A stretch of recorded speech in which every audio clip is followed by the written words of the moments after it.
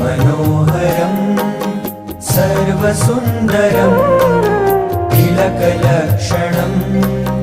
चञ्चलेक्षणं विबुधवन्दितं स्वामिनाथ ते वपुरिहास्तु नो नित्यदर्शने मदनमोहनं प्रेमदोहनं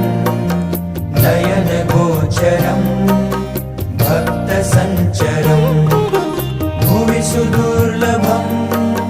स्वामिनाथ ते वपुरिहास्तु नो नित्यदर्शने निजजनैः सदा वाञ्छितं हृदा